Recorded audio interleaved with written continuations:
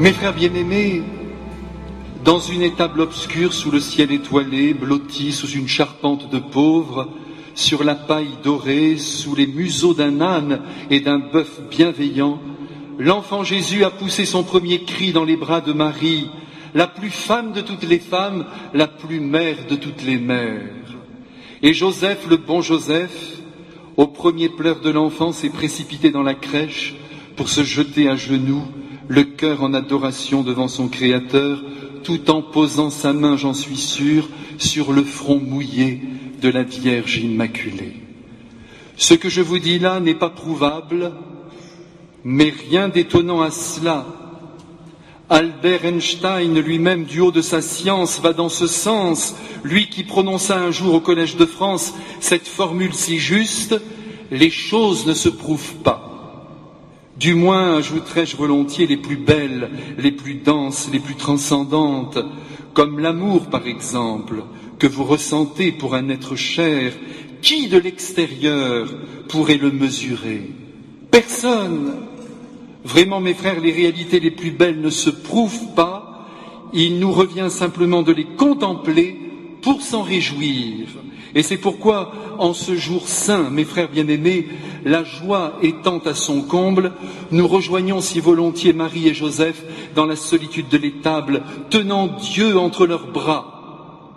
Ils sont arrivés là, dans un trou de rocher, à Bethléem, par un dessein de la Providence qui pourrait nous laisser penser que Dieu ne fait pas très bien les choses et que la protection du ciel n'était pas cette nuit-là au rendez-vous. Ce voyage d'abord, ce grand voyage, 4 journées de marche, dans l'état où se trouvait la Sainte Vierge, quelle idée! Sous la chaleur ou le froid, je ne sais pas, mais en tout cas, ils ont marché de par la volonté de Dieu et en raison de ce fameux recensement édicté par l'empereur Auguste qui, le saviez-vous peut-être, comme tous les grands administrateurs, avait la passion des statistiques. À la suite de Jules César, il procéda au cadastre de tout l'Empire et à 3 reprises, il fit le compte exact de tous les citoyens romains disséminés dans le monde entier. Et pour les autres royaumes comme l'Égypte ou la Palestine, apparemment autonomes, je dis apparemment car de fait ils étaient sujets de l'Empire, Auguste avait également décidé que fût organisé tous les 14 ans un recensement général tenant lieu d'état civil. Aussi, voyez, ce qui est extraordinaire et complètement inattendu de la part de Dieu, c'est qu'il va se servir de l'administration romaine pour remplir de sens, mais aussi de poésie, disons-le, le plus grand événement de l'histoire, la naissance humaine de Dieu. Et s'il agit ainsi, notre Seigneur, c'est parce qu'il sait que seule la poésie des choses, pas seulement la livresque, non, la poésie des choses soulève notre vie, la vraie poésie, celle qui, touchant le cœur, le fait pleurer de joie, d'émotion, de ravissement. Nous avons besoin de beauté pour vivre, et Dieu le sait. Vous connaissez, mes frères, le mot paradoxal et osé de Dostoïevski. Volontiers en cette nuit, je vous le redonne. L'humanité peut vivre, disait-il, sans la science. Elle peut même vivre sans pain, mais sans la beauté, elle ne pourra plus vivre, car il n'y aurait plus rien à faire au monde. Tout le secret est là. Mes frères, c'est la raison pour laquelle, cette nuit, Dieu notre Père fait ouvrir les yeux de son Fils pour la première fois, dans un contexte certes pitoyable, mais aussi magnifiquement féerique, sous bien des aspects. La voûte étoilée de Bethléem avec cet astre qui surplombe déjà l'étable où dort l'enfant Dieu, l'intimité de la Sainte Famille, protégée par la chaleur des animaux, sans parler de ce silence impressionnant qui devait envelopper de contemplation la pauvre mangeoire. Imaginez que Jésus fût né en plein jour, tranquillement à Nazareth, dans la chambre bleue, préparée par ses parents. Adieu les nuits d'étoiles, adieu la paille dorée, adieu l'âpre pauvreté du Fils de Dieu, qui en cette nuit bénie détient la grâce d'émouvoir tous les hommes de la terre, faisant briller de lumière les yeux des plus petits et couler sur les joues usées des vieillards des larmes de tendresse. Dieu est amour, mes frères, l'Évangile le répète sur chacune de ses pages, et parce qu'il est amour, il est beauté, et j'ajoute volontiers ce soir, poésie. Voyez, je crois vraiment que si la nuit de Noël existe telle qu'elle est, orchestrée et décorée par la très sainte Trinité, vécue en pleine nature, au chant des anges et des bergers, c'est tout simplement pour tenter de restaurer en nous l'enfant que peut-être nous ne sommes plus. S'il en était ainsi, mes frères, si nous étions devenus de pauvres adultes, au regard dur, incapables de nous émerveiller, ce serait le moment de se reprendre et de comprendre enfin, alors que la crèche s'ouvre devant nous, que Dieu seul peut embellir notre vie et plus encore la réchauffer, si bien sûr elle avait pris froid à force de vivre au ras des pâquerettes dans un monde sans horizon d'éternité où la sagesse du Christ, il faut bien le reconnaître, a de plus en plus de mal à se faire une place. Et puis mes frères, si Jésus est venu vivre sur la terre, s'il a pris ce visage d'enfant, s'il a fait ce long voyage qui de la gloire le met sur la paille, c'est aussi pour que nous comprenions que sans la présence de Dieu, notre vie devient froide, que dis-je, glacée, comme ces hivers rudes et implacables qui frappent quelques régions du monde, semblant ne jamais laisser place aux autres saisons. Ainsi va le monde, mes frères, dans la froidure, quand il n'a pas de but et pas d'issue. Regardez-le chez nous, notre monde. Regardez-le foncer droit dans la nuit. Nuit de l'égoïsme, nuit de la solitude, nuit de la déprime, nuit de l'angoisse. Et ne me dites pas que j'exagère. Comment voulez-vous qu'il en soit autrement? Si l'on se coupe de la source de vie, si l'on s'éloigne de la crèche où Dieu nous montre concrètement les valeurs qu'il veut que nous vivions, nous allons nous perdre. J'entendais hier sur France Info un sociologue se réjouir à la pensée que Noël perdait sa signification religieuse, tout heureux d'ailleurs que cela fasse de la peine au pape lui-même, disait-il. Voilà où nous en sommes en notre pays. Pauvre monsieur, permettez-moi de vous aimer encore et de prier pour vous. Je vous en supplie, pour le bien de l'avenir de vos enfants, ne vous éloignez pas de la crèche.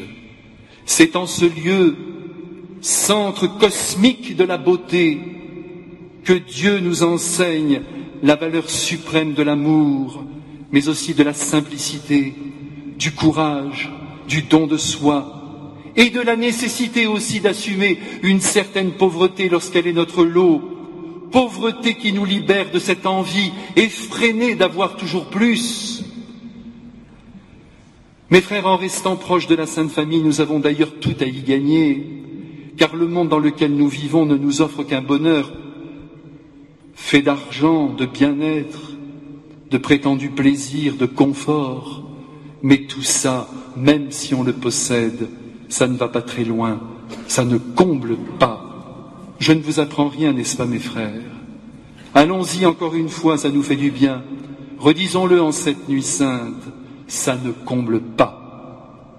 Et en vous disant cela, je pense à ce mot presque tragique de l'ambassadeur et écrivain Paul Morand, membre de l'Académie française. Au sommet de sa carrière, il s'était écrié: « J'ai eu beaucoup de plaisir et presque jamais de joie. » C'est tragique, mes frères, être tout en haut de l'affiche, apparemment ne manquer de rien, ni de talent, ni d'argent, ni de notoriété, et ne pas connaître la joie.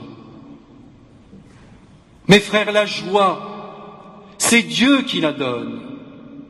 Si nous restons uniquement sur le système terre, nous savons bien qu'il y a au bout du voyage, quand ce n'est pas en cours de route, notre sœur la souffrance. Et de toute manière, toujours en fin de parcours, cette satanée mort qui nous obsède et qui gâche tout. Eh bien, c'est aussi pour nous délivrer de cette peur que l'enfant Jésus débarque du ciel chez nous ce soir. Je viens de loin, dit-il à chacun. Je viens de l'autre monde pour te dire à l'oreille que je t'aime et que mon Père promet l'éternité aux enfants des hommes qui lui font confiance. Mes frères, cet enfant qui vient de naître, c'est le créateur de l'univers, le concepteur du bonheur, le sauveur de toute l'humanité, celui qui nous apprend à ordonner notre existence à partir de priorités simples que Dieu a définies une fois pour toutes et qui travaillent toutes à notre bonheur. Car Dieu, je le dis haut et fort ce soir, veut voir ses enfants heureux, dès ici-bas, pas seulement dans le ciel de l'éternité, non, ici, tous les jours. Et pour être heureux selon Dieu, vous savez, au fond, il faut peu de choses. En premier lieu, il faut être relié à lui, bien sûr, dont nous découvrons cette nuit l'humble et beau visage, reposant calme et silencieux sur un lit de paille. Une bonne fois pour toutes qu'on se le dise, mes frères, c'est la nuit pour en parler. Dieu n'est pas un danger pour l'homme. Il n'est pas une invention moyenâgeuse qui nous empêcherait de vivre, brimant notre liberté comme le monde voudrait nous le faire croire, en nous suppliant de nous affranchir au plus vite de sa présence dominatrice. Non, Dieu est tout simplement un Père, un bon Père, patient d'ailleurs, extrêmement patient avec les hommes qui, bien que comblés de mille choses, ne sont pas toujours reconnaissants. Nous venons de Dieu, mes frères, faut-il le rappeler. Nous existons parce que Dieu existe. Nous recevons tout de lui, à commencer par la potentialité de respirer. Et y a-t-il quelque chose de plus fondamental à la vie que la respiration qui, un jour, par la grâce de Dieu, s'est mise en route? Personne ne se l'est donné à soi-même. Nous l'avons reçue avec le don de la vie. Et elle s'arrêtera, cette respiration, sans que l'on ne puisse rien faire au jour et à l'heure que Dieu notre Père aura prévu. Ce soir, avant de descendre, le téléphone a retenti, j'ai décroché, une voix a simplement dit « Tu ne tarderas pas à crever ». Voilà ce que l'on souhaite aux prêtres en cette belle nuit de Noël. Mais tout cela, voyez mes frères, ce n'est pas grave, parce que l'homme ne peut rien contre l'œuvre de Dieu. Depuis la venue de Jésus sur la terre, nous savons qu'il y a plus grand que l'homme et que cet être que nous appelons Dieu, c'est lui et lui seul qui tient la vie des hommes entre ses mains. Oui, viscéralement, nous dépendons du Père céleste. Et dès que nous voulons faire cavalier seul en nous éloignant de lui, en nous éloignant du Christ, son Fils, et de la très sainte Vierge Marie, notre Mère, qui pourtant tous les trois nous aiment avec une densité qu'aucun être sur la terre ne peut rejoindre, eh bien notre vie commence à s'abîmer et à se perdre au sens le plus fort de ce terme. Et nous perdons la joie. Oui, sans lien avec Dieu, nous nous retrouvons comme suspendus dans un univers plus ou moins favorable d'ailleurs. Nous ne savons plus quel est le sens de notre existence et l'on tourne sans fin, parfois pendant des années autour du même rond-point de la vie, nous provoquant un mal au cœur qui s'aggrave avec le temps. Rappelons-nous toujours, mes frères, ce que le vieux Lamartine, devenu sage, proclamait à la fin de sa vie. Dieu seul, disait-il, connaît le but et la route, l'homme ne sait rien. Et dès que l'on a vécu un peu, ne serait-ce que 50 ans, et c'est mon cas, on se rend compte que le poète a encore dit vrai. Bien loin de tourner sur nous-mêmes, c'est donc vers Dieu qu'il faut se tourner, fidèlement, quotidiennement, comme on rencontrerait un ami dont on sait que la pensée est sans cesse tournée vers nous. Croire en Jésus, mes frères, mais quelle merveille! On est fou de ne pas nous jeter dans ses bras. Quand il m'arrivait jadis d'aller dans quelques pays du monde et que je disais à certains jeunes de 25 ou 30 ans qu'en France, beaucoup de personnes ne croyaient pas en Dieu, ils ouvraient de grands yeux et me disaient « Mais pourquoi donc? C'est un tel cadeau que de savoir que nous sommes aimés de Dieu, que nous allons vivre éternellement. » Croire en Jésus, l'aimer, lui parler, le prier et vivre avec lui en lui faisant confiance sur chaque jour qui passe, c'est le minimum vital sans lequel le bonheur terrestre, et vous m'avez bien entendu, le bonheur terrestre est compromis. Sans dialogue avec Dieu notre Père, la route est barrée, il n'y a plus de but à la vie, sinon la mort. Mais il est une deuxième chose qui, dans la pensée de Dieu, assure notre bonheur. Jésus nous l'a répété sans cesse, mieux il nous l'a montré, de 1000 gestes. Et vous l'avez déjà deviné, la plus haute valeur de notre vie, capable littéralement de nous faire toucher le bonheur, c'est évidemment l'amour, celui que nous donnons et celui que nous recevons. Bien sûr, je parle ici du véritable amour, de celui qui se conjugue avec l'idée de don de soi, de fidélité, d'engagement total, de sacrifice, d'oubli de soi, de mort s'il le fallait pour que l'autre vive. Sur ce point encore, en cette nuit, la Sainte Famille nous donne un bel exemple. Tenez, regardez ce soir du côté de Bethléem. Rappelons que seul Joseph devait y monter pour le recensement. C'était seulement sa personne qui était concernée par l'enquête impériale. Il n'était donc pas nécessaire que Marie fût présente. Elle aurait très bien pu rester chez elle, bien au chaud, mais elle est venue. Elle a tenu à monter à Bethléem. C'était du reste le projet de Dieu. Elle a suivi son époux avec lequel elle ne faisait qu'un. Elle a marché près de lui. Et je le dis sans crainte de me tromper, cela ne lui a pas coûté d'accomplir ce pénible et dur voyage, car elle a pensé à Joseph et aux difficultés qu'il pourrait croiser sur son chemin. Elle a pensé à Dieu aussi, qui ne veut jamais que la famille se divise, pour quelque motif que ce soit. Elle a pensé à l'amour, dont elle est la protectrice, puisqu'elle porte Jésus dans son ventre. Et elle est heureuse en cette nuit, la Sainte Vierge, parce que même si elle est épuisée par le voyage, elle a suivi la route de l'amour absolu. Mes frères, maintenant, Marie contemple Jésus emmailloté de blanc sur la paille dorée, et sous les museaux des bêtes qui soufflent la chaleur, elle se dit, j'en suis sûr, qu'elle a fait le bon choix. Parce que toute personne humaine, fût-elle la mère de Dieu, ne s'accomplit elle-même et ne réussit sa vie qu'en faisant confiance à Dieu et en aimant très fort.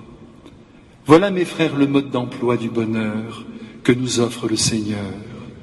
Il est simple, Jésus dans le cœur et l'amour dans les mains.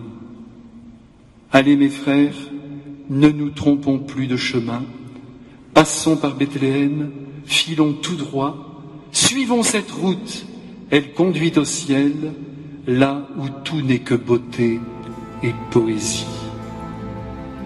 Bon et saint Noël à tous, mes frères.